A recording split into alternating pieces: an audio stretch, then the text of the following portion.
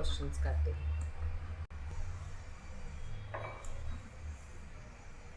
जो कि क्वेश्चन है role and procedure under the state consumer disputes redressal commission. तो अगर ये ऐसा क्वेश्चन आता है कि रोल क्या है state consumer dispute redressal commission का, तो सबसे पहले तो state consumer dispute redressal commission जो है वो कंज्यूमर प्रोटेक्शन एक्ट के अंडर एक, जैसे कंज्यूमर प्रोटेक्शन एक्ट के अंदर रिड्रेसल कमीशन बनी हुई है हर लेवल पे, एक है डिस्ट्रिक्ट लेवल पे, फिर है स्टेट लेवल पे और फिर है नेशनल लेवल पे। तो उन रिड्रेसल कमीशन में से एक कमीशन जो कि स्टेट लेवल पे होती है उसके बारे में पूछा गया है। तो the state consumer dispute redressal commission, तो ये स्टेट के लिए है, फिर ये कंज्यूमर के डिस्प्यूट्स को रिड्रेस करने के लिए है, कंज्यूमर के डिस्प्यूट्स को एड्रेस करके सॉल्व करने के लिए है, और ये स्टेट कमीशन है, इसको शॉर्ट में स्टेट कमीशन बोलते हैं। और अगर यही national consumer disputes redressal commission होगा तो उसे नेशनल कमीशन बोलते हैं शॉर्ट में। और अगर ऐसा भी क्वेश्चन पूछते हैं कि डिस्ट्रिक्ट कमीशन, तो डिस्ट्रिक्ट कमीशन का मतलब है कि कंज्यूमर प्रोटेक्शन एक्ट के अंदर जो भी उन्होंने रिड्रेसल कमीशन बिठाया हुआ है सबसे नीचे की लेवल में, जो डिस्ट्रिक्ट लेवल पे है कंज्यूमर के डिस्प्यूट्स को सॉल्व करने के लिए, तो वो आता है डिस्ट्रिक्ट कमीशन। तो अभी यहाँ पे क्वेश्चन है स्टेट कमीशन के बारे में, यो किसी के भी बारे में हो हमको उसका डिटेल लिखना है कि क्या है। फॉर एग्जांपल अगर state consumer dispute redressal commission के बारे में क्वेश्चन आता है तो is the intermediate consumer forum under the consumer redressal machinery established to provide speedy, inexpensive and effective relief to consumers। तो ये वापस कंज्यूमर प्रोटेक्शन एक्ट की बात लिखी है कि इसमें ये जो रिड्रेसल कमीशन बिठाए हैं वो किस लिए बनाए हैं। ये रिड्रेसल मशीनरी है, मतलब एक रिड्रेसल मैकेनिज्म है जो कि क्यों बनाया गया है, to provide speedy recovery, to provide inexpensive, ताकि लोगों का ज़्यादा खर्चा ना हो, और इफेक्टिव रिलीफ मिले कंज्यूमर को। ये डिस्ट्रिक्ट कमीशन और नेशनल कमीशन के बीच में है, क्योंकि सबसे नीचे के लेवल पे है डिस्ट्रिक्ट कमीशन, मतलब district consumer disputes redressal commission, उसके बाद आता है स्टेट कमीशन और उसके बाद आता है नेशनल कमीशन। अब इसका कॉन्स्टिट्यूशन क्या है और कंपोजिशन क्या है, उसमें कौन से मेंबर्स होते हैं, कौन से ऑफिसर होते हैं जो स्टेट लेवल का रिड्रेसल कमीशन होता है उसमें। इसमें एक प्रेसिडेंट होता है जो कि हाई कोर्ट का जज रह चुका हो, and supported by members having legal, judicial और technical experience as prescribed by law। उसमें और भी मेंबर्स होते हैं जिनके पास लीगल बैकग्राउंड हो, जुडिशियल बैकग्राउंड हो, किसी और कोर्ट के जजेस रह चुके हो, और उनको टेक्निकल एक्सपीरियंस भी हो जो लॉ के हिसाब से चाहिए। The composition ensures a mix of judicial and technical expertise to handle varied consumer complaints। अब ये लोग टेक्निकल एक्सपर्टीज जो होते हैं लोग, उनको भी इसमें मेंबर बनाते हैं, किसमें, state consumer dispute redressal commission में। जो टेक्निकल लोग हैं, ऐसा नहीं है कि सिर्फ जुडिशियल बैकग्राउंड से, जो लीगल बैकग्राउंड से जो जजेस हैं उनको ही मेंबर बनाते हैं। जो उनके ऑफिसर्स होते हैं कमीशन लेवल के रिड्रेस करने के लिए, तो उनको टेक्निकल नॉलेज होना चाहिए, क्योंकि कंज्यूमर का जो कंप्लेन होगा वो दुनिया के किसी भी प्रोडक्ट रिलेटेड हो सकता है, लैपटॉप रिलेटेड भी हो सकता है, फूड रिलेटेड भी हो सकता है, कार रिलेटेड भी हो सकता है, कोई सर्विसेज रिलेटेड भी हो सकता है।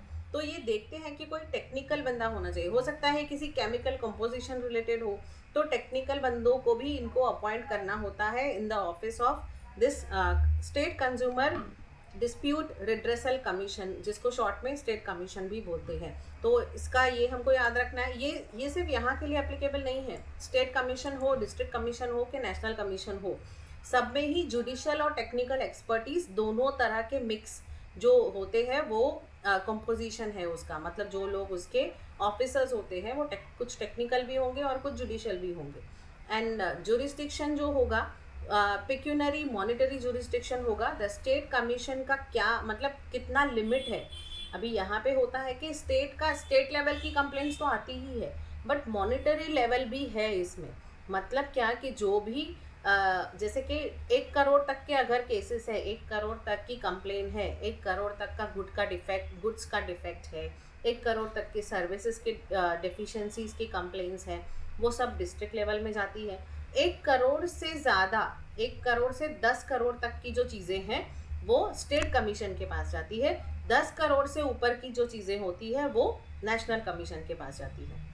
तो यहाँ पे state commission has original jurisdiction over complaints where the value of goods or services and compensation claimed is more than 1 crore and up to 10 crore. तो 1 करोड़ से 10 करोड़ तक की जो केसेस हैं वो इनके पास आते हैं। और जो अगर डिस्ट्रिक्ट लेवल में कोई केस से कोई अग्रीव्ड है, मतलब उसके डिसीजन से हैप्पी नहीं है, तो वो बंदे अपील में जाते हैं। तो अपील में जाने के लिए चाहे वो केस 10 लाख का भी क्यों ना हो, अब वो 1 करोड़ से ऊपर का नहीं है, बट डिस्ट्रिक्ट लेवल के केसेस अपील में उनको जाना है तो वो स्टेट कमीशन के पास जाएंगे, irrespective of the amount what is involve. और अगर स्टेट के केसेस हैं, स्टेट के ऑर्डर से अगर कोई अग्रीव्ड है, जो खुश नहीं है, तो अगर उसको अपील में जाना है तो वो नेशनल कमीशन के पास जाएगा।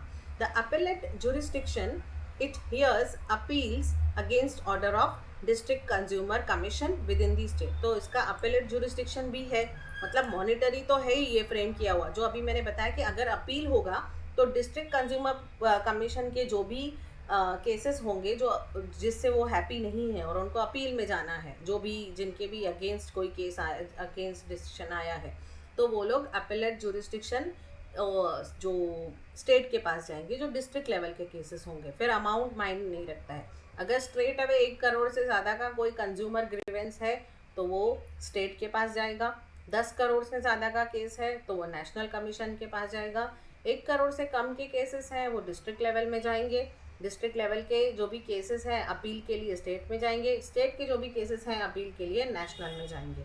और सुपरवाइजरी एंड रिविजनली रोल भी है इनका, मतलब उनको रिवीजन भी करना है। कोई अगर केसेस है, स्टेट कमीशन को देखना है कि डिस्ट्रिक्ट कमीशन ने प्रॉपरली केस लिए हैं कि नहीं लिए हैं, तो वो सुपरवाइज भी करता है। ऑब्वियसली वो स्टेट कमीशन डिस्ट्रिक्ट के ऊपर है तो वो सुपरवाइज करेगा। It supervise the functioning of district commission in state and may exercise revisionary powers where permitted by law. जहाँ पे उनको लगेगा कि आप ये रिवीजन करो इस केस में, ये आपने गलत किया है, ये केस कौन से बेसिस पे आपने डिसाइड किया है, तो उनके पास स्टेट कमीशन के पास पावर है कि वो अपने नीचे की कोर्ट मतलब डिस्ट्रिक्ट कमीशन को बोल सकते हैं कि आपने जो भी केसेस है उसको रिवाइज करो, या जो भी कुछ उनको बोलना होगा। अब इनके फंक्शंस और पावर्स क्या हैं? डिसाइड कंज्यूमर कंप्लेंट्स सीकिंग कॉम्पेंसेशंस, अगर कोई कॉम्पेंसेशन का केस है, रिप्लेसमेंट करना है किसी को रिफंड चाहिए उस प्रोडक्ट या सर्विस के अगेंस्ट जो डिफेक्टिव हो या डेफिशिएंसी हो सर्विस में, और किसी को डिफेक्ट रिमूव करवाना है, बस वो बोल रहा है कि मेरी मशीनरी है उसमें डिफेक्ट है, वो खाली आप मुझे रिपेयर करा के दो, उतना ही केस है। तो ज़रूरी नहीं है हर बार जो मांगेगा वो कॉम्पेंसेशन मांगेगा, हर बार कोई रिप्लेसमेंट मांगेगा, ऐसा ज़रूरी नहीं है। कभी रिफंड मांग सकता है, कभी वो बोलेगा डिफेक्ट ठीक करके दो, या कभी वो बोलेगा जो भी सर्विसेज आप दे रहे हो वो मुझे आप ठीक से करके दो। तो रेक्टिफिकेशन के भी डिसीशंस आ सकते हैं डिपेंडिंग ऑन दी केस। तो हो सकता है कि इनमें से कुछ भी जो भी कंप्लेन होगी, इन सब रिलेटेड कंप्लेन जो भी होगी, डिसकंटिन्यूएंस ऑफ अनफेयर ट्रेड प्रैक्टिस, अगर कोई अनफेयर ट्रेड प्रैक्टिस कर रहा है, अनफेयर ट्रेड प्रैक्टिस मतलब ऐसी ट्रेड प्रैक्टिस जो फेयर नहीं है, जो सही नहीं है, जो जस्टिफाइड नहीं है, जो लेजिट नहीं है। फॉर एग्जाम्पल, अगर कोई सारे अपने शॉप में एक्सपायरी डेट प्रोडक्ट्स रखता है रूटीन और वो बेच रहा है, तो ये एक अनफेयर ट्रेड प्रैक्टिस कर रहा है। तो अनफेयर ट्रेड प्रैक्टिस के अगेंस्ट जो कंप्लेन होती है वो कंज्यूमर फोरम में होती है, और कंज्यूमर फोरम में वहाँ पे जो डिसीजन आएगा डिस्ट्रिक्ट कमीशन, स्टेट कमीशन या नेशनल कमीशन से, तो ज़रूरी नहीं है कि खाली कॉम्पेंसेशन होगा, उसको ये भी बोला जाएगा कि प्रोहिबिट, जो उसको प्रोहिबिट करने बोलेंगे कि अनफेयर ट्रेड प्रैक्टिसेस को बंद करो, डिसकंटिन्यू करो। इसमें रिलीफ कैसे होंगे? इंजंक्शंस। अभी मैंने बताया कि वो प्रोहिबिट करने बोलेंगे कि जो तुम एक्सपायरी डेट का प्रोडक्ट बेच रहे हो उसे बंद करो, तो ये एक तरह का इंजंक्शन है, क्योंकि यहाँ पे कोई कॉम्पेंसेशन, कोई इम्प्रिजनमेंट की बात नहीं है। तो ये इंजंक्शन है when court is ordering someone to do something और नॉट टू डू समथिंग, तो ये इसमें इंजंक्शन होगा। जैसे कि ये कि अनफेयर ट्रेड प्रैक्टिस करना बंद कर दो। इंटरिम कॉम्पेंसेशन भी हो सकती है कि प्रिलिमिनरी कॉम्पेंसेशन हो सकती है कि बाद में हो सकता है केस कंप्लीट होने के बाद वो कॉम्पेंसेशन बढ़ भी जाए और कम भी हो जाए।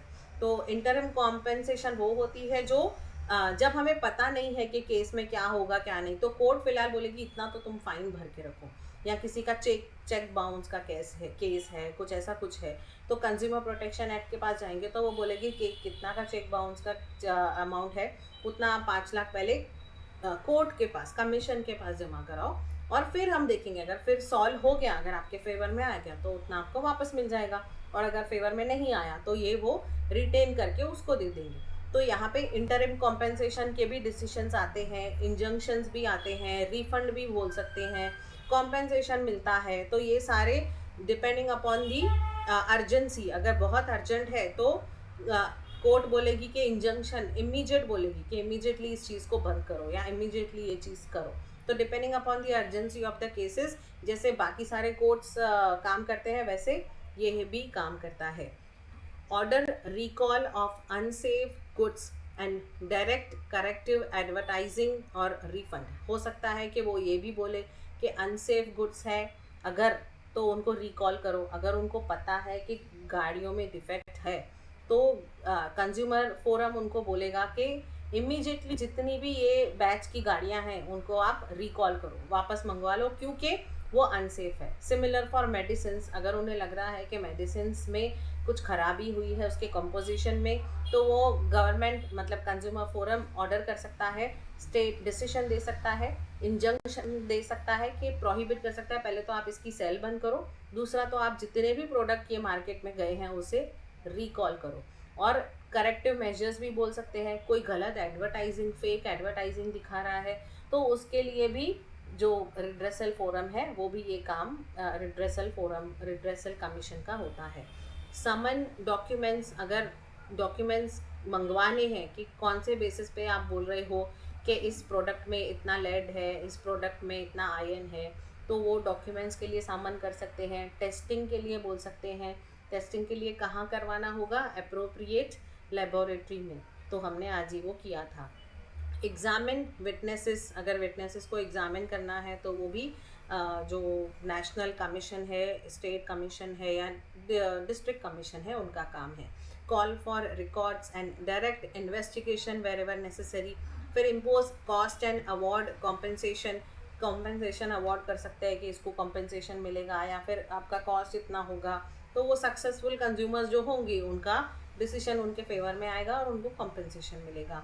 Encourage and use alternate dispute resolution, तो ये क्या चाहते हैं कि जहाँ पे अप्रोप्रिएट है कि आप आपस में ही सल्टा दो, मीडिएटर थ्रू मीडिएशन, कोई और आर्बिट्रेटर, कोई और मीडिएशन के थ्रू आप उसे केस को सॉल्व कर दो। कंज्यूमर जो कमीशन है, स्टेट हो या डिस्ट्रिक्ट हो या नेशनल हो, वो लोग एनकरेज करते हैं कि आप दूसरा डिस्प्यूट रिजोल्यूशन लेके आओ, मतलब आपस में ही सेटल कर दो, उसको ज़्यादा लेके मत आओ, बिकॉज ऑलरेडी कंज्यूमर फोरम के पास बहुत सारे केसेस होते हैं, कंज्यूमर कमीशंस के पास बहुत सारे केसेस होते हैं। फिर ये प्रोसीजर क्या होगा, क्योंकि क्वेश्चन इज आस्किंग अबाउट कि प्रोसीजर क्या है, तो स्टेट कमीशन में प्रोसीजर सेम है, वैसे ही नेशनल कमीशन में भी है और वैसे ही डिस्ट्रिक्ट कमीशन में भी है। पहले तो फाइलिंग दी कंप्लेंट, पहले सबसे पहले तो कंप्लेंट फाइल होगी, उसके बाद registration and issuance of notice होगा। किसको नोटिस जाएगा, जिसके अगेंस्ट का कंप्लेंट की गई उसको ही नोटिस जाएगा ना कि इस पर सफाई दो, आपके लिए आप समन भेजेंगे या फिर उसको शो कॉज नोटिस भेजेंगे कि बताओ ऐसा क्यों किया, तो ये उसका जो भी रीज़न है उसको एक बार सुना जाएगा, तो राइट टू हियर उसको मिलेगा कि एक बार उसका पर्सनल हियरिंग होगा, जो भी होगा। तो उसके बाद आएगा प्रिलिमिनरी हियरिंग, जो उसका पर्सनल हियरिंग होगा कि आके तुम बताओ कि तुमने ये प्रोडक्ट इतने में क्यों बेचा, या ये सर्विसेज जो है वो तुमने उसमें गलती ये क्यों की, जो भी कंप्लेन है उसके रिलेटेड उसकी हियरिंग होगी। या फिर इंटरिम ऑर्डर होगा, अगर कहीं गवर्नमेंट को मतलब कमीशन को लगता है कि ये प्रोडक्ट हाईली डेंजरस है, तो हियरिंग के पहले भी इंटरिम ऑर्डर इशू हो सकता है कि सबसे पहले तो तुम इस चीज़ की सेल बंद करो, सबसे पहले तो इस चीज़ का मैन्युफैक्चरिंग बंद करो, सबसे पहले तो ये सर्विसेज देना बंद कर दो, what ever, depending upon the cases. जो प्रोसीजर होगा, पहले कंप्लेन आएगी, कंप्लेन के बाद वो कंप्लेन रजिस्टर होगी, उसके बाद नोटिस इशू होगा उस पार्टी को जिस पार्टी के अगेंस्ट कंप्लेन आई है, फिर उनकी पर्सनल हियरिंग होगी, अगर पर्सनल हियरिंग पहले करनी है तो वो होगी, या फिर अगर कमीशन को लगता है कि पहले इंटरिम ऑर्डर इशू करना है तो वो पहले इंटरिम ऑर्डर इशू करेगी। Exchange of pleadings and evidence, फिर उसकी प्लीडिंग वो बोलेगा, प्लीड करेगा, वो कुछ मांगेगा, नहीं मैंने ऐसा नहीं किया है, या मैंने से अपने डिफेंस में कुछ भी वो बोलेगा। और फिर एविडेंसेस जो है उनको सबमिट करने पड़ेंगे। एविडेंसेस डॉक्यूमेंट्री भी हो सकते हैं, कोई अगर बता रहा है, कुछ विटनेस है तो वो भी हो सकता है। फिर उसके बाद हियरिंग होगी जिसमें दोनों पार्टीज के साथ ओरल एविडेंस और क्रॉस एग्जामिनेशन होगा। उसके बाद आर्ग्यूमेंट होगा जैसे सारे और केसेस में होता है, और फाइनली डिसीजन आता है। तो डिसीजन आने के बाद ये उस डिसीजन का एग्जीक्यूशन भी होना ज़रूरी है। खाली डिसीजन आ गया और उसको नहीं माना तो नहीं चलेगा। तो orders of state commission are executable as a decree of civil court. तो जैसे सिविल कोर्ट एक डिक्री इशू करती है, मतलब एक ऑर्डर इशू करती है, वैसे ही स्टेट कमीशन के ऑर्डर्स भी उतने ही मायने रखते हैं जितने सिविल कोर्ट की डिक्री, सिविल कोर्ट के डिसीजन, सिविल कोर्ट के ऑर्डर्स मायने रखते हैं। Non compliance can be pursued by execution proceedings. तो अगर आपने उसको कंप्लाई नहीं किया तो आपके अगेंस्ट प्रोसीडिंग्स हो सकती है। अगर अपील है, अगर आपको लग रहा है कि आपने जो स्टेट कमीशन ने आपको डिसीजन दिया है वो जस्टिफाइड नहीं है और आप अग्रीव्ड हो, तो आप कहाँ जाओगे अपील के लिए? नेशनल कमीशन में जाओगे, क्योंकि स्टेट कमीशन के जो केसेस हैं वो नेशनल कमीशन में जाते हैं अपील के लिए, सब्जेक्ट टू टाइम लिमिट्स। उसमें टाइम लिमिट है, ऐसे नहीं 10 साल बाद आप बोलोगे मुझे स्टेट कमीशन ने ये केस पे ये डिसीजन, ये ऑर्डर, ये डिक्री दिया था, अब मुझे इसको मायने नहीं है, आई डोंट बिलीव, मतलब I don't want to accept it. तो उसके टाइम लिमिट और कंडीशंस होते हैं, उसके बेसिस पे होगा। Now state commissions jurisdictional limits है, जो मेन पावर्स हैं या इंटरिम रिलीफ, कॉम्पेंसेशन है, रिकॉल है, ये जो भी है, ये सब चीज़ें उसके प्रोसीजरल स्टेप्स है जो फाइलिंग से एग्जीक्यूशन तक होते हैं। उसमें रिलीफ भी अगर किसी को देना है, किसी को कॉम्पेंसेशन मिल रहा है, कोई गुड्स रिकॉल करने बोल रहे हैं या कहीं पे इन्वेस्टिगेशन करने बोल रहे हैं, तो this is all about state commission. Now another question is, when does the licensing authority or court have the power to disqualify a person from holding a driving license?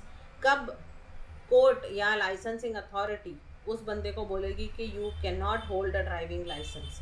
तो क्या डिस्क्वालिफिकेशन है, क्या होगा अगर वो बंदे का ड्राइविंग लाइसेंस वो होल्ड नहीं कर सकता है? तो ये चैप्टर हमने फुल फ्लेजेडली किया है, बट उसमें से ये एक पॉइंट है जो हम अभी कर रहे हैं।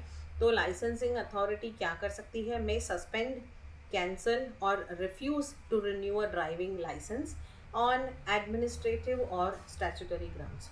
तो जो लाइसेंसिंग अथॉरिटी है, जो लाइसेंस देती है, वो सस्पेंड भी कर सकती है लाइसेंस को, कैंसिल भी कर सकती है और रिन्यू करने से रिफ्यूज़ भी कर सकती है।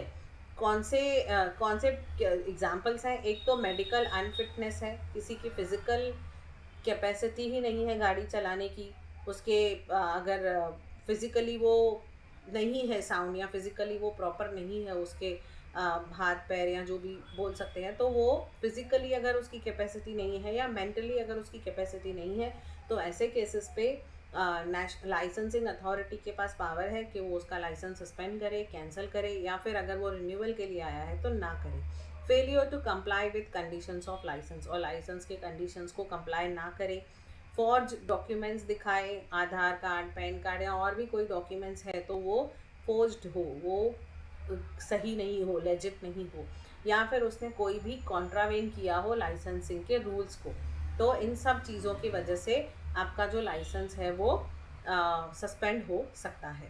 Can act when a license holder is found unfit to drive on medical grounds और where safety to public at risk, जहाँ पे उनको लगता है कि पब्लिक की सेफ्टी जो है वो रिस्क पे है, तो ऐसे केसेस में लाइसेंस होल्डर अगर अनफिट है तो उसका जो लाइसेंस है वो फॉर द टाइमिंग के लिए सस्पेंड किया जा सकता है। अब कोर्ट के पास क्या पावर है? ये तो पावर लाइसेंसिंग अथॉरिटी के पास है। कोर्ट कब ऐसा कर सकती है? A criminal court on conviction of certain offences, for example अगर आपका ऑफेंस ड्राइविंग रिलेटेड ही है, डेंजरस ड्राइविंग है या driving under influence of alcohol है या ड्राइविंग आप करके किसी को हार्म पहुंचाया है, हिट एंड रन केस है, ऐसा कोई भी ड्राइविंग रिलेटेड आपका अगर एक्ट है जिसके वजह से आप कन्विक्ट हुए हो, कोर्ट के पास आए हो, तो कोर्ट इंजंक्शन पास करेगी कि इमीडिएटली प्रोहिबिट करो उसकी ड्राइविंग, मतलब आपका लाइसेंस सस्पेंड होगा।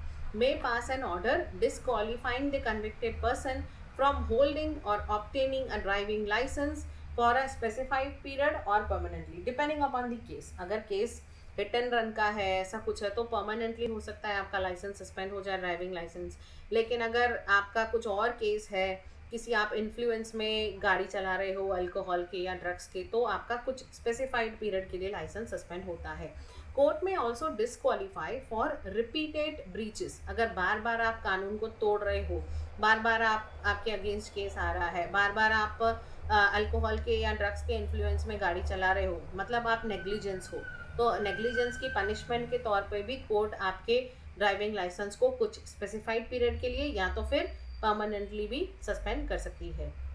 टिपिकल सिचुएशंस क्या हैं जिनकी वजह से डिस्क्वालिफिकेशन होता है? एक तो सीरियस मोटर ऑफेंसेस होंगे आपके अगेंस्ट, जिसकी वजह से किसी और की डेथ हुई है, आपकी गाड़ी चलाने की वजह से किसी को इंजरी हुई है, ड्रंक ड्राइविंग है, या फिर पब्लिक रोड पे आपने रेसिंग किया है, गाड़ी के साथ दो लोगों ने रेसिंग की है, या फिर हिट एंड रन का केस है। तो इन सारे केसेस ऐसे टिपिकल सिचुएशन है जहाँ पे जनरली डिस्क्वालीफाई हो जाता है बंदा ड्राइविंग करने के लिए, मतलब वो ड्राइविंग नहीं कर पाएगा। रिपीटेड ट्रैफिक ऑफेंसेस भी है, अगर आप बार बार हमेशा सिग्नल तोड़ते हो, स्पीड लिमिट क्रॉस करते हो, रिपीटेडली आपके साथ ऐसा हो रहा है, तो ऐसे केसेस में भी आपका स्पेसिफाइड पीरियड के लिए जो है वो लाइसेंस सस्पेंड हो सकता है। मेडिकल इनकेपेसिटी है, आपने विजन आपका ख़राब हो गया है, आपको आपका जो एपिलिप्सी है, ऐसा कुछ है जिससे पब्लिक सेफ्टी, और आप गाड़ी चला भी नहीं सकते हो, या फिर आपने डॉक्यूमेंट्स फॉल्स तरीके से लिए हैं, फ्रॉड किया है, आपने फॉल्स डॉक्यूमेंट्स पेश करके आपने जो ड्राइविंग लाइसेंस लिया है, आपने कोई फाइन्स नहीं पे किए हैं, तो ऐसे सारे केसेस के लिए आपका जो ड्राइविंग का लाइसेंस है वो प्रोहिबिट हो सकता है। गवर्नमेंट आपको बोल सकती है कि आप सरेंडर कर दो लाइसेंस, और नया लाइसेंस भी आपको इशू नहीं होगा, और आपकी कुछ स्पेसिफिक डिस्क्वालिफिकेशन भी हो सकती है, जिसमें आपको पर्टिकुलर एरिया में डिस्क्वालीफाई किया जाएगा कि आप इस एरिया में, मतलब महाराष्ट्र में तो नहीं चला सकते हो, फिर आप दूसरे स्टेट का कोई लाइसेंस के लिए अप्लाई कर सकते हो। तो ये सारी चीज़ें इसके रिलेटेड हैं। नेक्स्ट क्वेश्चन है कि कंज्यूमर प्रोटेक्शन एक्ट का एम्स एंड ऑब्जेक्टिव। ये हमने ऑलरेडी किया है, फटाफट कर लेते हैं कि कंज्यूमर प्रोटेक्शन एक्ट क्यों बना है। अभी हमने किया था कि मॉडर्नाइज और स्ट्रेंथन करने के लिए कंज्यूमर के प्रोटेक्शन को, ताकि कंज्यूमर के राइट्स जो है वो सिक्योर हो, अनफेयर ट्रेड प्रैक्टिस नहीं हो, और इनएक्सपेंसिव और स्पीडी और इफेक्टिव रेमेडीज सबको मिले, उनके कंज्यूमर के ग्रीवेंसेस को रिड्रेसल मिले, कंज्यूमर के कंप्लेंट्स को सेटलमेंट मिले।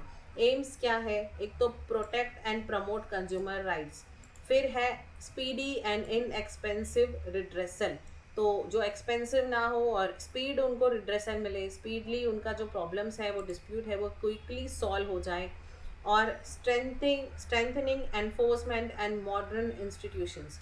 तो यहाँ पे ये जो है वो आजकल ऐसा है कि वो लोग मॉडर्न इंस्टीट्यूशंस हैं, मतलब इन द सेंस के जो लेबोरेटरीज़ हैं या जो भी टेक्नोलॉजी का यूज़ करते हैं, तो उस वजह से एनफोर्समेंट अथॉरिटी के जो मेकैनिज़्म बने हुए हैं वो इतने इफ़ेक्टिव हैं कि जल्दी से सॉल्यूशन आ सकता है। और यहाँ पे एग्जांपल दिया है कि जो मिसलीडिंग एडवर्टाइजमेंट करते हैं उनके अगेंस्ट भी स्ट्रेंथिंग एनफोर्समेंट होता है कि वो ऐसा ना करें, उनको कवर करने के लिए इन चीज़ों को, और address new market place realities. तो ई कॉमर्स रिलेटेड अगर कुछ है, डिजिटल मार्केट प्लेस की प्रैक्टिसेस हैं जहाँ पे बहुत सारी चीटिंग होती है, तो उनके कंज्यूमर ग्रीवेंसेस की रेमेडीज़ के लिए जो ऑनलाइन परचेसेस करते हैं उनके लिए भी कंज्यूमर प्रोटेक्शन एक्ट बहुत इंपॉर्टेंट है।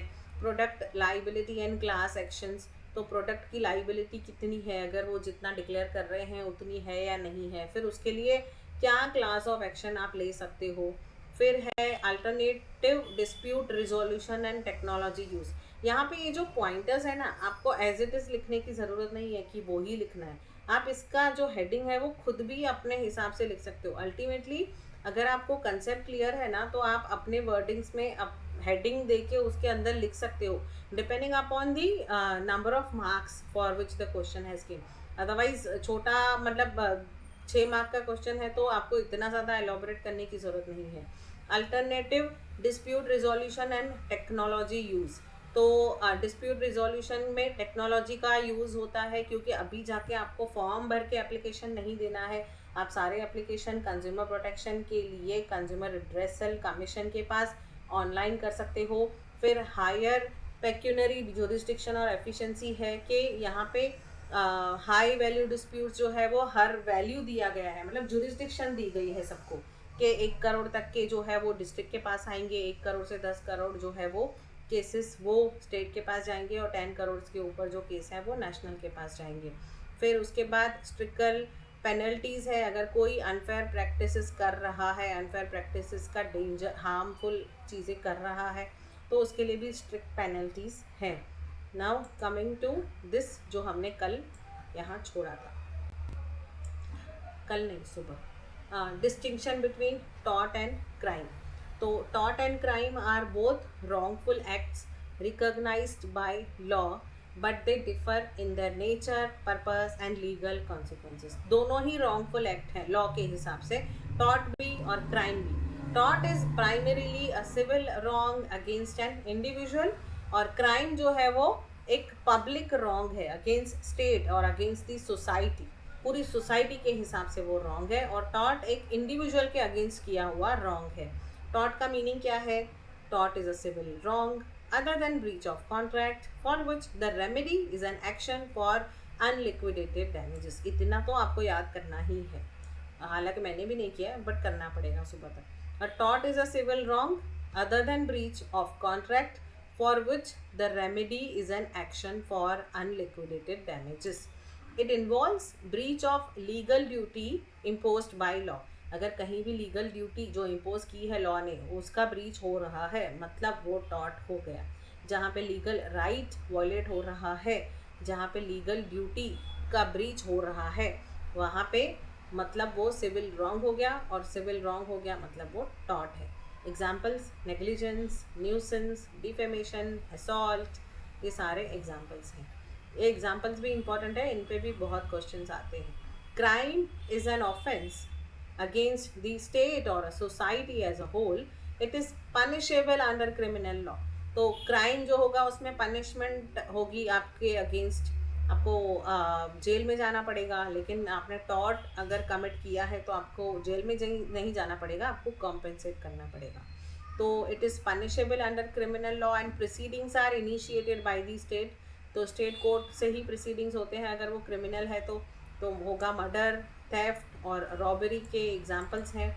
यहाँ पे ये प्राइवेट रॉन्ग है, ये पब्लिक रॉन्ग है, अगेंस्ट किसी इंडिविजुअल के, अगेंस्ट सोसाइटी या स्टेट, पूरी स्टेट और सोसाइटी के हिसाब से वो गलत चीज़ है। अगर इनमें से मर्डर या थेफ्ट या रॉबरी है, इसमें क्या होगा? कॉम्पेंसेशन मिलेगा। इसमें क्या होगा? गलत जो किया उसको पनिशमेंट मिलेगा। इसमें पार्टीज़ कौन होती है? Plaintiff versus defendant. इसमें होती है स्टेट वर्सेस अक्यूज्ड। इसमें रेमेडी क्या मिलेगी आपको? डैमेजेस मिलेंगे, मतलब कॉम्पेंसेशन मिलेगा। कॉम्पेंसेशन एग्जाम्पलरी भी हो सकते हैं, मतलब अच्छा खासा कॉम्पेंसेशन मिलेगा। एग्जाम्पलरी डैमेजेस और कॉन्टेम्प्ररी डैमेजेस, मतलब खाली नाम के लिए डैमेजेस मिलेंगे, एकदम छोटा सा अमाउंट मिलता है। फिर यहाँ इसमें इम्प्रिजनमेंट और फाइन और बोथ दोनों हो सकते हैं। यहाँ पे स्टैंडर्ड ऑफ प्रूफ क्या होगा? प्रीपॉन्डरेंस ऑफ प्रोबेबिलिटीज, मतलब वो ये देखते हैं कि इस पे कौन से प्रोबेबिलिटी पे बेस्ड है उसका प्रूफ जो है। हो सकता है आपके पास कभी एविडेंस हो, कभी नहीं हो। यहाँ पे तो ये बियॉन्ड रीजनेबल डाउट है, मतलब वो अगर हुआ है तो वो हुआ ही है। उसके लिए मर्डर हुआ है तो वो दिखता ही है कि मर्डर हुआ है। हाँ, लेकिन अगर आपके साथ असॉल्ट, बैटरी हुआ है कि नहीं, उसका जो है वो प्रोबेबिलिटी डिपेंड करती है कि हुआ है कि नहीं हुआ है। यहाँ पे मर्डर हुआ है तो हुआ ही है, वो तो मालूम ही पड़ेगा कि हुआ है।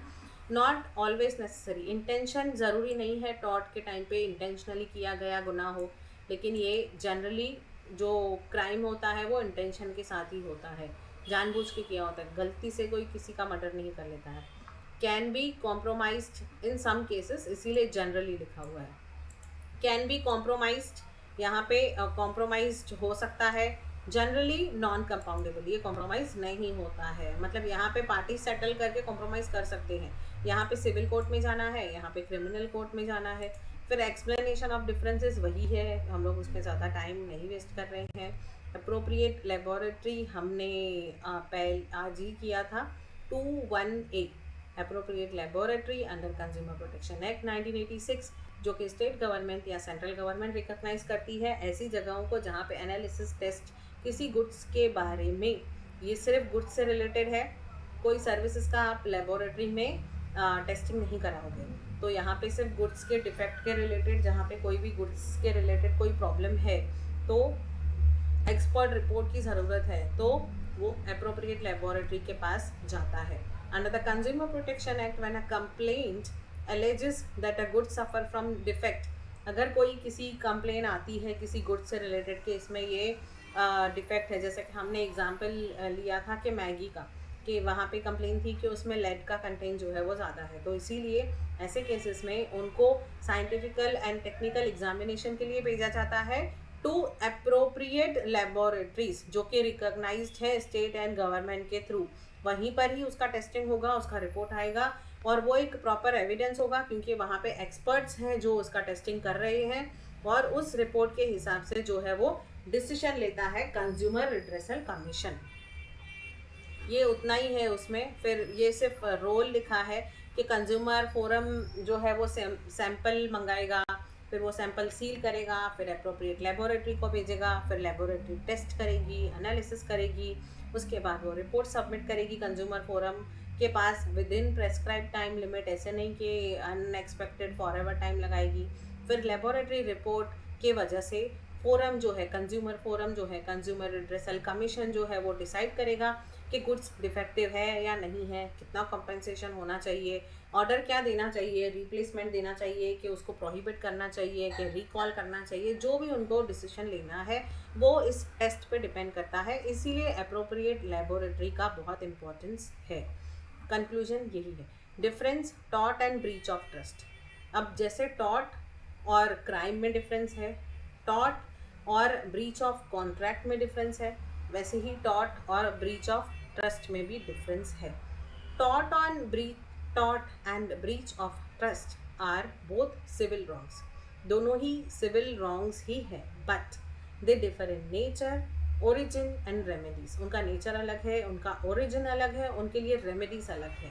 A tort arises from a breach of a legal duty imposed by law, whereas breach of a trust arises from violation of duties imposed by a trust relationship। किसी ट्रस्ट रिलेशनशिप की वजह से जो भी ड्यूटीज दी गई है उस duties को वॉयलेट करते हैं तो वो ब्रीच ऑफ ट्रस्ट है। ब्रीच ऑफ ट्रस्ट के नाम से पता चलता है कि ट्रस्ट को ब्रीच किया, उसके ट्रस्ट को वॉयलेट किया, ट्रस्ट को तोड़ा, तो वो ब्रीच ऑफ ट्रस्ट हो जाएगा। यहाँ पे मीनिंग ऑफ टॉर्ट वही दिया है, ये डेफिनेशन जो हमें याद करना है, इसीलिए वो बार बार दे रहे हैं। A tort is a civil wrong other than breach of contract for which remedy is an action for unliquidated damages.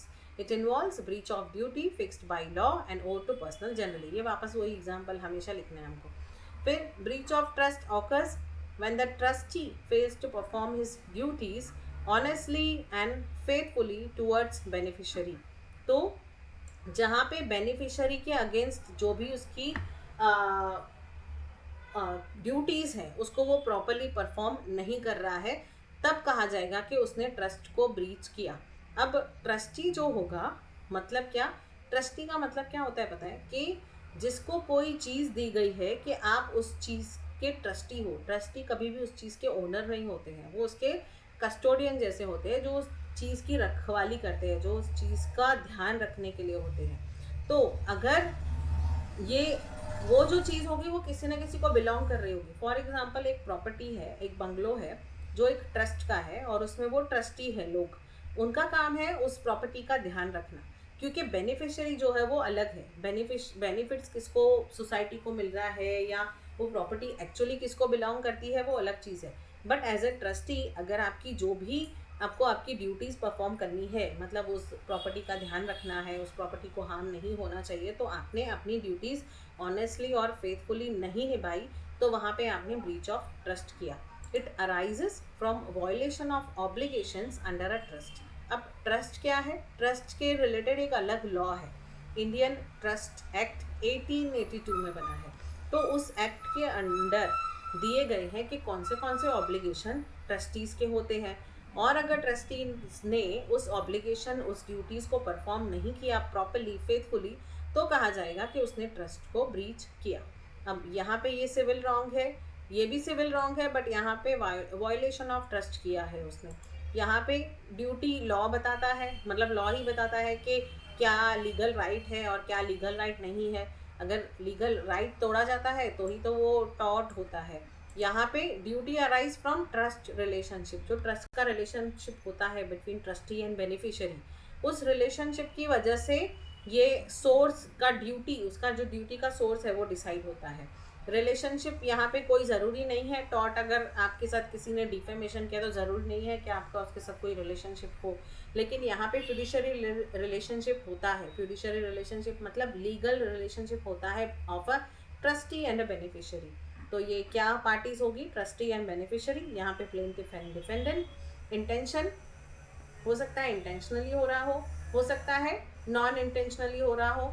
यहाँ पे trust of breach of trust के लिए कि हो सकता है वो जनरली डिसऑनेस्टी के साथ कर रहा हो, तो इंटेंशनली कर रहा हो, इट डिपेंड्स। नाउ रेमेडी इसमें डैमेजेस होगी, इसमें उसकी प्रॉपर्टी वापस रीस्टोर की जाएगी या फिर उसको कॉम्पेंसेशन देना पड़ेगा। तो इसका जो डिसीजन आएगा वो ये आएगा। स्कोप क्या है इसमें, अफेक्ट्स जनरल लीगल राइट्स। तो जनरल जो लीगल राइट्स है उसको अफेक्ट होता है, तभी तो वो टॉट है। यहाँ पे क्या अफेक्ट करता है, जो फिड्यूशियरी राइट्स जो आपको लॉ ने राइट दिए हैं ट्रस्टी बनने के, वो आपकी इफेक्ट हो जाएंगे। अब आप हो सकता है आप you will be cease to be a trustee, मतलब आपको अभी आगे से ट्रस्टी से पोजीशन से निकाल दिया जाएगा, या फिर आपको कोई कॉम्पेंसेशन देना पड़ेगा, या फिर आपको जो बुक्स ऑफ प्रॉफिट्स में दिखाना पड़ेगा कि आपने कितना इसके वजह से आपका ट्रस्ट को नुकसान हुआ है। नाउ ये एक्सप्लेनेशन है इसका, हम उसके डिटेल में नहीं जाते हैं। Now next question is liability without fault. जब लाइबिलिटी विदाउट फॉल्ट की बात आए ना, मतलब समझ लो कि स्ट्रिक्ट लाइबिलिटी है, और स्ट्रिक्ट लाइबिलिटी है मतलब रिलायंस वर्सेस फ्लेचर की बात चल रही है। तो यहाँ पे जब आपका फॉल्ट नहीं है, आपने जानबूझ के नहीं किया है, आपके फॉल्ट के बिना हुआ है वो, तो ऐसी लाइबिलिटी मतलब liability without fault means legal responsibility imposed on a person even though there is no negligence, no intention, no wrongful motive। जानबूझ के भी नहीं किया है, इंटेंशनली भी नहीं किया है, नेग्लिजेंस से भी नहीं हुआ है उसके पार्ट से, फिर भी आपके ऊपर लाइबिलिटी आती है। In such cases the injured person is not required to prove fault. तो जिसके साथ इंजरी हुई है वो फॉल्ट प्रूव करने की उसको ज़रूरत ही नहीं है। भोपाल गैस ट्रेजेडी का केस देखो आप, तो उसमें उन जो भी अफेक्टेड लोग थे, एक एक जन को प्रूव करना नहीं पड़ा कि ये कंपनी का फॉल्ट है। तो क्योंकि वो लाइबिलिटी विदाउट फॉल्ट है, जहाँ पे एब्सोल्यूट लाइबिलिटी या स्ट्रिक्ट लाइबिलिटी का केस आता है, mere occurrence of damage under certain conditions is sufficient to make defendant liable। जो डैमेज हुआ है, mere occurrence of damage under certain conditions, कुछ conditions के हिसाब से ऐसा कुछ डैमेज हुआ है तो उसे पता ही चलता है कि डिफेंडेंट लाइबल है। जैसे कि रिलायंस वर्सेस फ्लेचर के केस में अगर उसके कोल माइन पे पानी आया है उसके रिजर्वायर से, तो समझ में आता है कि ये जो डैमेज हुआ है उसका जो जिम्मेदार है वो रिलायंस ही है। उस केस में पता चलता है, भले ही उसने उसका फॉल्ट है नहीं है, नेग्लिजेंस है नहीं है, इंटेंशन है नहीं है, कोई मायने नहीं रखता है। आपके डेंजरस चीज़ों की वजह से, आपके अननेचुरल यूज़ की वजह से किसी को नुकसान हुआ है तो आपको वो उसके लिए आप लाइबल हो। The principle mainly applied under the doctrines of strict liability and absolute liability. Normally, in tort law, liability arises when a person commits an wrongful act with intention or negligence। Usually तो हम tort में बोलते हैं कि या तो intentionally आपने किया है या negligence से किया है तो ही आप tort जो है आप पे अप्लाई होगा। बट यहाँ पे तो इंटेंशनली भी नहीं होता है, नेग्लिजेंस से भी नहीं होता है, फिर भी आप लाइबल हो जाते हो, आपका फॉल्ट नहीं होते हुए भी, भले ही आपने रीजनेबल केयर भी ली हो। तो फॉल्ट जो है वो असेंशियल एलिमेंट नहीं है स्ट्रिक्ट लाइबिलिटी और एब्सोल्यूट लाइबिलिटी के लिए। तो स्ट्रिक्ट लाइबिलिटी की बात है मतलब रिलायंस वर्सेस फ्लेचर की बात है। तो if a person brings into his land anything likely to cause harm and it escapes, ऐसी कोई चीज़ जो आपके लैंड पे है और जो डैमेज पहुंचा सकती है और वो एस्केप हो रही है, मतलब उस प्रीमाइसेस को छोड़ के बाहर जा रही है, तो आप उस डैमेज के लिए जिम्मेदार हो। Even without negligence. आपने डेंजरस चीज़ रखी, हार्मफुल चीज़ रखी, और वो हार्मफुल चीज़ आपके प्रेमाइसिस को छोड़ के चली गई, प्रेमाइसिस के बाहर गई और हार्म पहुंचाया, तो आप जो है वो स्ट्रिक्ट लाइबिलिटी के अंदर आते हो। अब इसके एसेंशियल क्या है? एक तो डेंजरस थिंग हो जो आपकी जगह पे आई हो, second non natural use of land हो, जैसे कि इस केस में है कि रिजर्वायर बनाया जो कि नॉन नेचुरल यूज़ है। फिर एस्केप ऑफ अ थिंग, आपकी जो थिंग है वो एस्केप हुई है, उस जगह से बाहर आ गई है, उसकी जो बाउंड्री थी, उसकी जो प्रेमाइसिस थी उससे बाहर आई है। जो वाटर रिजर्वायर बनाया उसका जो पानी है वो वहाँ से उसकी जगह से निकल के दूसरे की जगह में गया है, तो एस्केप हुआ है और डैमेज भी हुआ है। तो ये 4 कंडीशंस होगी तब स्ट्रिक्ट लाइबिलिटी का केस बनता है। स्ट्रिक्ट लाइबिलिटीज़ में एक्सेप्शंस हो हैं, एब्सोल्यूट लाइबिलिटी में नो एक्सेप्शंस, कुछ भी होने दो, आपको जो है वो कॉम्पेंसेशन करना ही होगा, यू आर लाइबल। तो स्ट्रिक्ट लाइबिलिटी के एक्सेप्शंस क्या है? एक्ट ऑफ गॉड है, अगर कोई थर्ड पार्टी ने वो एक्ट किया है, प्लेंटिफ की खुद की गलती है, या प्लेंटिफ से कंसेंट लेके किया है, किसी स्टैट्यूटरी अथॉरिटी ने किया है, गवर्नमेंट ने किया है, पुलिस ने किया है, जिनके पास पावर है, तो इन पांचों चीज़ों के एक्सेप्शन है स्ट्रिक्ट लाइबिलिटी के लिए भी। मतलब यही चीज़ अगर गवर्नमेंट ने की होती तो गवर्नमेंट को कोई भी कॉम्पेंसेशन, कोई भी लाइबिलिटी अराइज नहीं होगी। यहाँ पे लाइबिलिटी, स्ट्रिक्ट लाइबिलिटी में नेग्लिजेंस का proof, without negligence of proof के भी आपकी लाइबिलिटी अराइज होती है। आपका नेग्लिजेंस है या नहीं है फर्क नहीं पड़ता है। एब्सोल्यूट लाइबिलिटी क्या होगी? एब्सोल्यूट लाइबिलिटी मतलब भोपाल गैस ट्रेजेडी का case.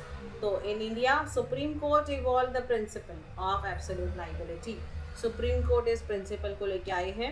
MC Mehta versus union of India का केस है, जिसमें इसमें इस रूल में 3 चीज़ें हैं। एक तो अगर आप हजार्डस या डेंजरस एक्टिविटी में इंगेज हो, फिर चाहे आप उसका मैन्युफैक्चरिंग कर रहे हो, पैकिंग कर रहे हो, डेंजरस प्रोडक्ट्स, डेंजरस एक्टिविटी कोई भी कर रहे हो जो डेंजरस हो सकती है, हजार्डस हो सकती है, और is absolutely liable for harm cost. तो जो भी हार्म हुआ है, चाहे मतलब चाहे आपने जानबूझ के किया हो, आपकी गलती से हुआ हो, अगर आपके इस डेंजरस प्रोडक्ट से, डेंजरस एक्टिविटी की वजह से हार्म हुआ है, तो एब्सोल्युटली आपकी लाइबिलिटी है, no exceptions allowed, no exceptions allowed. This principle is stricter than strict liability. Strict से भी स्ट्रिक्ट जो है वो एब्सोल्यूट है। स्ट्रिक्ट तो स्ट्रिक्ट है ही, बट स्ट्रिक्ट से भी स्ट्रिक्ट वो absolute. Examples: escape of toxic gas from factory, आपकी फैक्ट्री से टॉक्सिक गैस इमिट हुआ और इस वजह से लोग मर गए या हार्म हुआ या बीमार हो गए, तो आप लाइबल हो अंडर एब्सोल्यूट लाइबिलिटी। आपके हजार्डस केमिकल का एक्सप्लोजन हो गया उस वजह से, या फिर इंडस्ट्रियल एक्सीडेंट्स हो गए जिसकी वजह से एनवायरमेंटल डैमेज हुआ, तो यहाँ पे भले ही आपने सारे प्रिकॉशंस लिए हो, आपकी लाइबिलिटी जो है वो बनेगी ही। नाउ इम्पॉर्टेंस ये है कि principle of liability without fault क्यों ज़रूरी है, स्ट्रिक्ट लाइबिलिटी या फिर स्ट्रिक्ट से भी स्ट्रिक्ट एब्सोल्यूट लाइबिलिटी ज़रूरी इसलिए है ताकि इनोसेंट विक्टिम को प्रोटेक्शन मिले, जिनकी कोई गलती नहीं है, उसको अगर आप उस एरिया में रह रहे हो जहाँ पे हजार्डस केमिकल एमिट हो रहे हैं और उस वजह से बीमारियाँ हो रही है, तो इसमें आपकी कोई गलती नहीं है, तो यहाँ पे आपकी जो विक्टिम्स हैं, जो भी इनोसेंट जो है, जिनकी कोई गलती नहीं है, उनको प्रोटेक्ट करने के लिए ये लाइबिलिटी का ये प्रिंसिपल आया है, जिसमें चाहे लाइबिलिटी है आपकी, चाहे फॉल्ट हो या ना हो, और सोशल जस्टिस इंश्योर हो, जो लोगों को जस्टिस है वो मिलना चाहिए, और इंडस्ट्रियल सेफ्टी भी प्रमोट हो कि इंडस्ट्री में जो कुछ भी केमिकल्स यूज़ करके अपने फ़ायदे के लिए कुछ भी कर रहे हैं, तो उसमें सेफ्टी प्रिकॉशंस भी वो लोग लें, और places responsibility on those who engage in dangerous activity, जो भी डेंजरस एक्टिविटीज़ में डील कर रहे हैं उनको रेस्पॉन्सिबिलिटी आए उनके ऊपर, इसीलिए स्ट्रिक्ट लाइबिलिटी और एब्सोल्यूट लाइबिलिटी जो है वो इम्पॉर्टेंट है। It shifts the burden from injured person to person who create the risk. तो बर्डन किसके ऊपर हो जाता है कि जो इंजर्ड पर्सन है उसकी तो गलती नहीं है, तो इसीलिए बर्डन उसके ऊपर है जो रिस्क को क्रिएट करता है, तो उसके ऊपर रेस्पॉन्सिबिलिटी है कि वो ध्यान से काम करे, या फिर अगर आपकी वजह से नुकसान हो रहा है तो कॉम्पेंसेट करो। तो कंक्लूजन है कि liability without fault means responsibility imposed without a proof of negligence और इंटेंशन। आपका इंटेंशन है नहीं है, नेग्लिजेंस है नहीं है, कुछ फर्क नहीं पड़ता, आपका अगर आपकी वजह से नुकसान हुआ है तो लाइबिलिटी भरो, कॉम्पेंसेट करो। It means applied under strict and absolute liability principles. इसमें रेलेंस वर्सेस फ्लेचर और इसमें MC Mehta versus union of India. This doctrine play a vital role in modern tort law, especially in cases involving hazardous industries and environmental protection. Joint tort feasor हमने बहुत बार किया है, जो दो से ज़्यादा लोग जॉइंटली मिलके कोई कमिट करते हैं टॉर्ट, तो वो जॉइंट टॉर्ट फीजर्स होते हैं। ये दोनों चारों पाँचों जितने भी लोग होंगे, सारे लोग मिलके अगर उस रॉन्गफुल एक्ट को कर रहे हैं तो सारे लोग मिलके ही उस एक्ट के लिए रेस्पॉन्सिबल होते हैं। यहाँ पे फिर मीनिंग दिया है, असेंशियल एलिमेंट्स है कि कॉमन इंटेंशन और कॉमन एक्शन। तो लोगों का कॉमन इंटेंशन भी होना चाहिए और कॉमन एक्शन भी होना चाहिए। सब एक ही इंटेंशन से गलत काम कर रहे हैं और उसी इंटेंशन के अगेंस्ट एक्शन कर रहे हैं, और इंजरी एक ही है उससे। जो भी उन्होंने एक्ट किया है, फॉर एग्जांपल सबने मिलके एक बैंक को लूटने की कोशिश की है, तो यहाँ पे क्या किया है इन्होंने, सबका कॉमन इंटेंशन है, कॉमन एक्शन है, इंजरी तो एक ही है इसमें कि बैंक का जो लॉस होगा। फिर जॉइंट लाइबिलिटी होगी, सारे रॉन्ग डूअर्स की सेम लाइबिलिटी होगी। फिर काइंड्स ऑफ जॉइंट टॉर्ट फीजर्स क्या होंगे, जहाँ पे एजेंसी होगी, मतलब प्रिंसिपल एजेंट मिलके काम कर रहे हैं, मतलब एक बॉस है और एक उसका एम्प्लॉय है, दोनों मिलके कुछ अगर ऐसा कर रहे हैं तो वो जॉइंट टॉर्ट फीजर्स हैं, जहाँ पे एजेंसी के हिसाब से कर रहे हैं, not as a employer and employ के एजेंसी मैं उतना दूंगा, कमीशन बेसिस पे कर रहे हैं। विकरस लाइबिलिटी जो हमने पढ़ा है, एम्प्लॉयर एंड एम्प्लॉय, तो वो भी जॉइंट टॉर्ट फीजर्स ही हुए अगर दोनों मिलके कोई टॉर्ट कर रहे हैं। तो जॉइंट एक्शन है जहाँ पे दो से ज़्यादा लोग कॉमन इंटेंशन के साथ कोई ऐसा काम कर रहे हैं। तो एग्जाम्पल है कि A and B together assault C, बोथ A and B are joint tort feasors. A और B ने मिलके C को असॉल्ट किया तो दोनों जॉइंट टॉर्ट फीजर्स हैं। If two persons jointly trespass on another's land, both are equally liable. दो जन मिलके एक लैंड में ट्रेसपास कर रहे हैं, ट्रेसपासिंग कर रहे हैं, तो दोनों ही इक्वली जॉइंटली लाइबल हैं। लीगल पोजीशन एक तो जॉइंट होना चाहिए और सेवरल होना चाहिए। जॉइंट दोनों कलेक्टिवली रिस्पॉन्सिबल है, और सेवरल मतलब हर एक जो है वो इंडिविजुअली लाइबल है पूरे डैमेज के लिए। The injured party is not required to divide the damages between them. Injured party जो है वो उन दोनों के बीच में डैमेज डिवाइड नहीं करेगी, दोनों इक्वली। अगर वो बोल रहे हैं कि दो लोगों ने मिलकर डिफेमेशन किया है, तो दोनों को ऐसा नहीं होगा कि 20,000 कॉम्पेंसेशन दोनों 10,000 दो, वैसा नहीं होगा। दोनों को अगर कॉम्पेंसेशन उसके लिए डिसाइडेड है कि डिफेमेशन हुआ तो इस केस में 20,000 जो पेनल्टी है, तो दोनों पूरे डैमेज के लिए लाइबल होंगे, उसको भी 20,000 देने होंगे, उसको भी 20,000 देने होंगे। तो जॉइंट एंड इंडिपेंडेंट टॉर्ट फीजर्स का क्या डिफ्रेंसिएशन है? ऑब्वियसली जॉइंट टॉर्ट फीजर साथ में काम करेंगे, ये अकेला काम करेगा, इंडिपेंडेंटली काम करेगा मतलब टॉर्ट करेगा। फिर यहाँ पे सिंगल डैमेज होगा, जो एक ही डैमेज होगा। यहाँ पे सेपरेट डैमेजेस होंगे अगर वो इंडिपेंडेंट टॉर्ट फीजर्स हैं तो। फिर ये जॉइंट एंड सेवरल लाइबिलिटी होगी, दोनों की इक्वल भी लाइबिलिटी होगी और जॉइंटली भी लाइबिलिटी होगी। यहाँ पे सेपरेट लाइबिलिटी होगी अगर वो इंडिपेंडेंट टॉर्ट फीजर्स हैं तो। देखो, इंडिपेंडेंट टॉर्ट फीजर्स आपस में कनेक्टेड नहीं होते हैं, दो लोग अलग लोग मिलके अगर कहीं पे ट्रेसपास कर रहे हैं तो ये टॉर्ट फीजर्स तो है ही, बट इंडिपेंडेंटली काम कर रहे हैं, दोनों जॉइंटली मिलके एक इंटेंशन के साथ नहीं कर रहे हैं, तो इसीलिए उनकी लाइबिलिटीज भी सेपरेट होती है। Now principle of strict liability, वो ही अभी वापस जो हमने किया कि स्ट्रिक्ट लाइबिलिटी जो है वो laid down in the case of Reliance versus Fletcher. फिर उसमें उसकी खुद की लैंड में it escapes from damage is liable even though without negligence. तो इसमें यहाँ पे डेंजरस थिंग जो थी उसकी लैंड में थी, उसकी लैंड से वो जो थिंग है वो बाहर गई, मतलब इस केस में जो पानी, वाटर रिजर्वायर, तो इसीलिए भले ही उसका नेग्लिजेंस हो ना हो, वो जो है वो डैमेजेस के लिए लाइबल है। फिर एक्ट ऑफ गॉड एक्सेप्शंस की बात चल रही है यहाँ पे, तो एक्ट ऑफ गॉड को हमने देखा था कि विस मेजर भी बोलते हैं।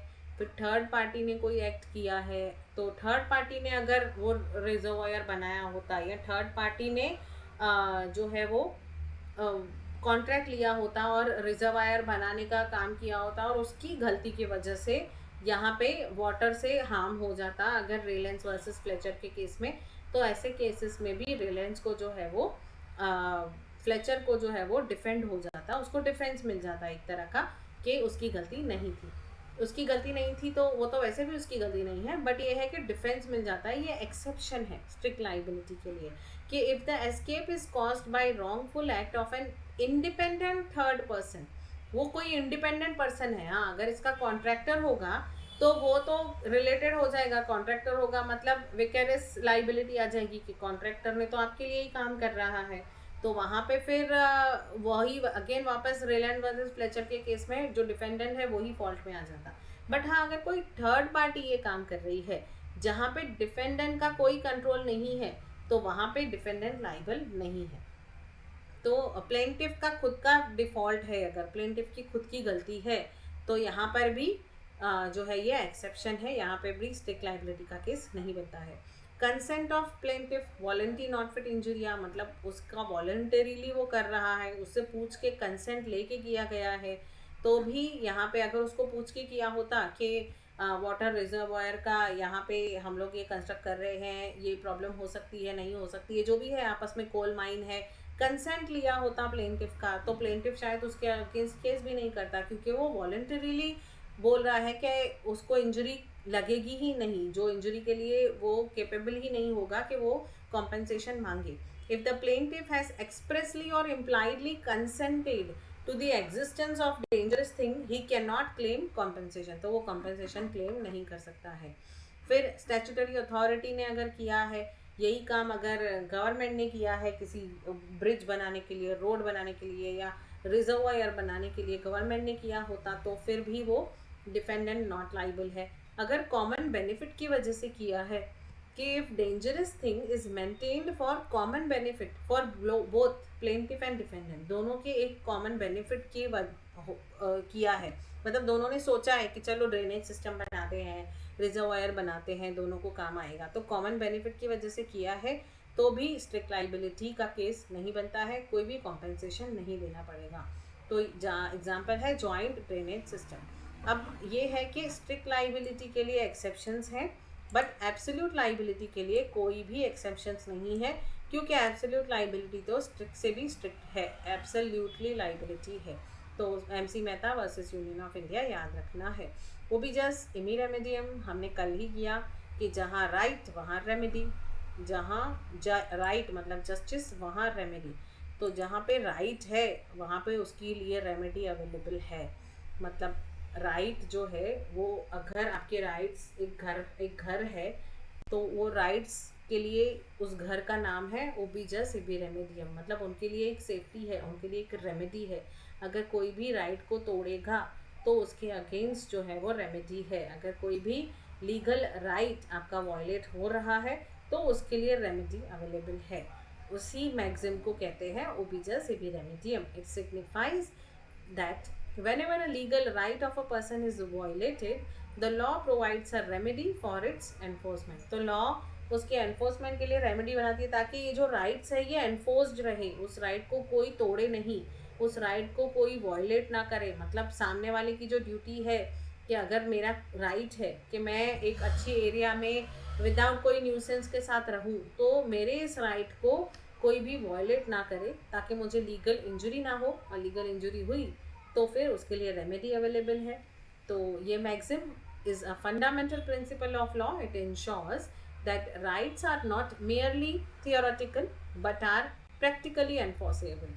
तो ये प्रैक्टिकली एनफोर्सेबल है, ऐसा नहीं है कि खाली राइट्स जो है वो बुक में लिखने के लिए है कि आपका right to speak, right to ये, राइट टू वो, तो वो सारे राइट्स जो है वो सिर्फ बुक में लिखने के लिए नहीं है, प्रैक्टिकली एनफोर्स्ड हो, प्रैक्टिकली लोगों को उनके राइट एंजॉय करने मिले, और अगर उनके राइट वायलेट होते हैं तो उसके लिए रेमेडी अवेलेबल हो, उसके लिए सॉल्यूशन अवेलेबल हो, फिर चाहे उसको कॉम्पेंसेशन मिले, फिर चाहे उसको किसी को पेनल्टी लगे किसी के ऊपर, या कुछ किसी भी तरह की उसको सज़ा मिले।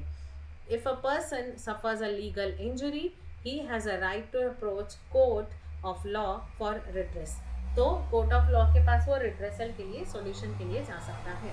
However, the maxim applies only when there is a legal right, not merely a moral or social right। Legal right अगर आपका वॉयलेट होगा तो ही आपको उसका रेमेडी मिलेगा. मॉरली आपका कुछ राइट है तो उसके अगेंस्ट कोई जो है वो बेनिफिट नहीं मिलेगा. ये मैगजिन जो है इसके लिए important case Ashby versus White का केस है, where a plaintiff was wrongfully prevented from voting. तो हमने ये एग्जांपल किया है.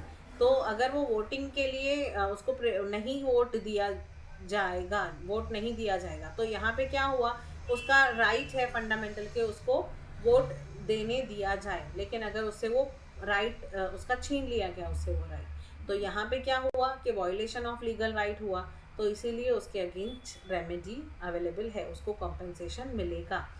The court held that even though no actual damage was proved, violation of legal right itself give rise to remedy. तो actual damage हुआ हो या नहीं हुआ हो, अगर उसका लीगल राइट वॉयलेट हुआ है तो उसको रेमेडी मिलेगी. तो इम्पोर्टेंस इसका दिया है कि फाउंडेशन मॉडर्न लीगल सिस्टम को बनाने के लिए ये ज़रूरी है. ओबिजस एबी रेमेडियम मतलब हर राइट के लिए रेमेडी होनी ज़रूरी है. Ensures protection of individual rights, जो इंडिविजुअल राइट्स हैं वो प्रोटेक्ट हो, और जस्टिस जो है वो उसका डिनायल कोई ना करे. मतलब जस्टिस को कोई हल्के में ना लेके मैं जस्टिस नहीं मानूंगा, न्याय को नहीं मानूंगा, ऐसा नहीं हो. तो ये मैगजिम कहाँ अप्लाई नहीं होगा, the right is not legally recognize. ऐसा कोई राइट जो लीगली रिकॉग्नाइज नहीं है, आप अपने मन से नहीं बोल सकते कि ये मेरा राइट है. तो जो राइट लीगली नहीं है उस राइट के लिए आपको रेमेडी नहीं मिलेगी. A law itself provides no remedy. Law में रेमेडी नहीं है, बट लॉ में रेमेडी नहीं है मतलब क्या कि law itself provides no remedy. जहाँ पे लॉ में ही कोई रेमेडी अवेलेबल नहीं है तो आप ओबिजस एबी रेमेडियम के लिए कुछ नहीं कर सकते हो. कोई ऐसा राइट भी होगा जिसके लिए कोई रेमेडी ही नहीं है. तो ऐसे कोई राइट्स हैं जिसके अगेंस्ट कोई रेमेडी ही नहीं है, तो वहाँ पे ओबिजस एबी रेमेडियम का मैक्सिमम आप लगाओगे ही कैसे.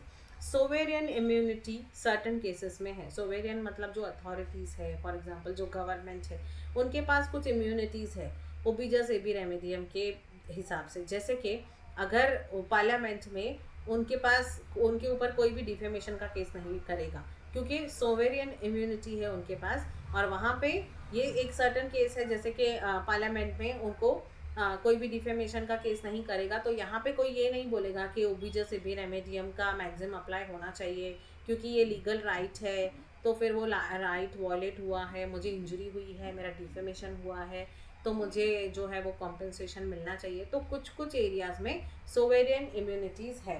तो कंक्लूजन क्या है, ओबिजस एबी रेमेडियम is a cornerstone of justice.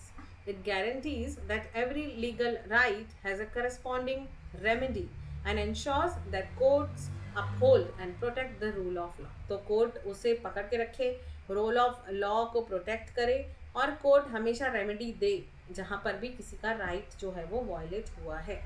Conspiracy क्या है, कॉन्स्पिरेसी हमने कल या परसों शायद किया था. कॉन्स्पिरेसी क्या होगा, टॉन्ट भी हो सकता है, क्राइम भी हो सकता है, दोनों भी हो सकते हैं, क्योंकि दो लोग मिलके कुछ अगर षड्यंत्र कर रहे हैं तो वो कॉन्स्पिरेसी होगी.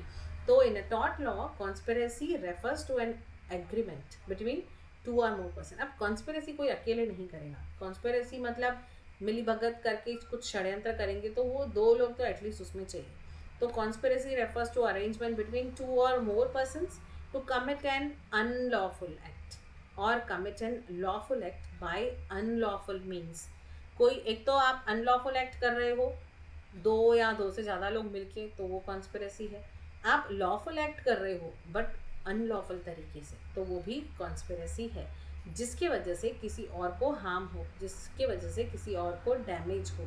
तो कॉन्स्पिरेसी का मतलब ही ये है कि दो लोग मिलके कुछ अगर हार्मफुल एक्ट कर रहे हैं जो लॉफुल नहीं है, या तो फिर लॉफुल है पर आप उसका तरीका गलत है, आपका अनलॉफुल तरीका है, तो वो कॉन्स्पिरेसी है. तो conspiracy means a concerted action by concerted, दो लोगों का मिलके, टू और मोर पर्सन, उनका इंटेंशन ये है कि जो प्लेंटिफ है उसको डैमेज हुआ है, जिसको डैमेज हुआ है वही प्लेंटिफ बनेगा. तो मतलब किसी को डैमेज करने के लिए आप दो या दो से ज़्यादा लोग उस इंटेंशन से ही वो आपने कॉन्स्पिरेसी को रचा है, तो वो कॉन्स्पिरेसी है. अब सिविल कॉन्स्पिरेसी क्या होगी, जहाँ पे conspiracy to commit an unlawful act, कोई अनलॉफुल एक्ट है उसको कमिट करने के लिए आपने कॉन्स्पिरेसी की है। Conspiracy to commit lawful act by unlawful means, भले ही आपका एक्ट लॉफुल है लेकिन आपका तरीका अनलॉफुल है, तो यहाँ पे वो सिविल कॉन्स्पिरेसी हो जाएगी। तो असेंशियल इंग्रेडिएंट्स ऑफ कॉन्स्पिरेसी क्या है, एक तो दो या दो से ज़्यादा लोग होने चाहिए, फिर दोनों का माइंड सेम होना चाहिए, एक ही चीज़ पे वो काम कर रहे हैं, एक ही चीज़ है उनका इंटेंशन के इसका डैमेज होना चाहिए, उसका नुकसान होना चाहिए।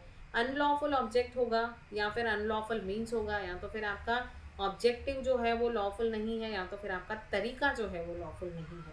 और इंटेंशन टू कॉज डैमेज, ये मेन है कि आपका इंटेंशन है कि उसको इंजरी हो, लीगल इंजरी हो, उसका डैमेज हो, एक्चुअल डैमेज भी हो। तो सिविल कॉन्स्पिरेसी में अगर एक्चुअल डैमेज का कोई प्रूफ नहीं है आपके पास तो कोई भी एक्शन नहीं लिया जाएगा। सिर्फ आप बोलोगे कि कॉन्स्पिरेसी की है, षड्यंत्र रचा है इन लोग दोनों ने मुझे डिफेम करने का, तो मैं उनके ऊपर केस नहीं कर सकती। एक्चुअल करेगा तब कर सकती हूँ, मतलब जो टॉट है उसको सोचने की, प्लान करने की सज़ा नहीं है, अगर वो एक्चुअली में किया है, एक्चुअल डैमेज हुआ है, तो ही आप उसको कॉन्स्पिरेसी के लिए, डैमेजेस के लिए क्लेम कर सकते हो। अगर एक्चुअल डैमेज नहीं है तो नहीं कर सकते हो। फिर ये केसेस है। फिर कॉन्स्पिरेसी एज अ क्राइम, अब हमने देखा कॉन्स्पिरेसी एज अ सिविल, जो देखा हमने सिविल लॉ, अब ये conspiracy as a criminal law के अंदर क्या कॉन्स्पिरेसी होगी। तो under criminal law conspiracy is punishable even if no damage occur. लेकिन क्रिमिनल लॉ के अंदर अगर कॉन्स्पिरेसी, अब कॉन्स्पिरेसी हुई है किसी को मर्डर करने की किसी के साथ, तो यहाँ पे एक्चुअल डैमेज हुआ हो, एक्चुअल उसका मर्डर हो पाया या नहीं हो पाया, आपने कॉन्स्पिरेसी की है तो आपको जो है वो पनिशमेंट होगी। लेकिन यही अगर कॉन्स्पिरेसी हम सिविल लॉ में देखें तो अगर आपने कॉन्स्पिरेसी की है कि हम इसको ऐसे ऐसे डिफेम करेंगे, पेपर में ऐसा लिखेंगे, ये करेंगे, तो यहाँ पे एक्चुअल डैमेज होगा तो ही, मतलब सिविल में एक्चुअल डैमेज होगा तो ही कॉन्स्पिरेसी प्रूव होगी और उसके लिए आपको कॉम्पेंसेशन मिलेगा, आप केस आपका जो है वो लेजिट माना जाएगा। यहाँ पे अगर कॉन्स्पिरेसी एज अ क्राइम है, एक्चुअल डैमेज हुआ हो या नहीं हुआ हो, फिर भी कॉन्स्पिरेसी अगर आपने की है, मतलब अनलॉफुल तरीके से आप कोई अनलॉफुल चीज़ करने वाले हो, किसी सामने वाले को डैमेज पहुंचाने के लिए, अनलॉफुल मैनर में करने वाले हो, जो कि क्रिमिनल इन नेचर है, तो आपको जो है वो लाइबिलिटी बेयर करनी पड़ेगी, मतलब आपके अगेंस्ट प्रोसिक्यूशन होगा। A mere agreement to commit an unlawful act is sufficient. सिर्फ आप लोगों ने मिलके सोचा है कि अनलॉफुल एक्ट करेंगे, सोचा है मतलब उसकी प्लानिंग की है, एग्रीमेंट किया है उस पर। एग्रीमेंट मतलब रिटर्न एग्रीमेंट की ज़रूरत नहीं है, रिटर्न एग्रीमेंट मतलब आप लोगों का माइंड उस चीज़ पे सेम लाइन ऑफ अंडरस्टैंडिंग पे है, आपने ऐसे कॉन्स्पिरेसी, ऐसा षड्यंत्र बना के रखा है। तो however in tort law damage must be prove, तो अभी वही हमने देखा कि डैमेज प्रूव होना चाहिए टॉर्ट लॉ में। क्रिमिनल लॉ में डैमेज हुआ हो या नहीं हुआ हो, कॉन्स्पिरेसी की है तो आपको उसका भरपाई करना पड़ेगा, तो वही लिखा हुआ है यहाँ पे, डैमेज ज़रूरी है। यहाँ पे डैमेज हुआ हो या नहीं हुआ हो, क्रिमिनल कॉन्स्पिरेसी के लिए आपका प्रोसिक्यूशन होगा। यहाँ पे रेमेडी क्या मिलेगी, डैमेजेस मिलेंगे, डैमेजेस मिलेंगे मतलब कॉम्पेंसेशन मिलेगा, जो भी फंड्स है वो मिलेंगे अगर आपके अगेंस्ट किसी ने सिविल कॉन्स्पिरेसी की है तो। यहाँ पे पनिशमेंट होगी, इम्प्रिजनमेंट और फाइन और बोथ, वो भी हो सकता है। यहाँ पे प्राइवेट एक्शन होगा, यहाँ पे स्टेट जो है, यहाँ पे प्राइवेट एक्शन मतलब जिस भी कोर्ट के पास आप गए हो वहाँ पे आपका एक्शन होगा, यहाँ पे स्टेट पे होगा, क्योंकि क्रिमिनल केसेस तो स्टेट ही हैंडल करती है। तो conspiracy in tort is an agreement between two और more persons to commit an unlawful act और a lawful act by unlawful means, मतलब दूसरे को डैमेज करने के लिए कोई लॉफुल एक्ट कर रहे हो या अनलॉफुल एक्ट कर रहे हो, और लॉफुल एक्ट कर रहे हो बट गलत तरीके से कर रहे हो, अनलॉफुल मीन्स से कर रहे हो। तो असेंशियल इंग्रेडिएंट्स ये है कि कॉम्बिनेशन हो, दो लोगों का मन का एग्रीमेंट हो, मन से सोच के कर रहे हैं वो, मतलब प्लान करके कर रहे हैं, कॉन्स्पिरेसी कर रहे हैं, अनलॉफुल ऑब्जेक्ट के लिए कर रहे हैं, गलत इंटेंशन और डैमेज के साथ। तो ऐसे केसेस में जो है वो कॉन्स्पिरेसी प्रूव होती है, और conspiracy protects individual from coordinated wrongful acts that cause harm. तो कॉन्स्पिरेसी के अगेंस्ट जो लॉ बना है कि कॉन्स्पिरेसी अगर क्रिमिनल हो, कॉन्स्पिरेसी अगेंस्ट सिविल रॉन्ग हो तो क्या होगा, तो इसको बनाया इसलिए गया है ताकि प्रोटेक्ट हो सके, लोग कॉन्स्पिरेसी ना करें. Now I think we should sign off for the day.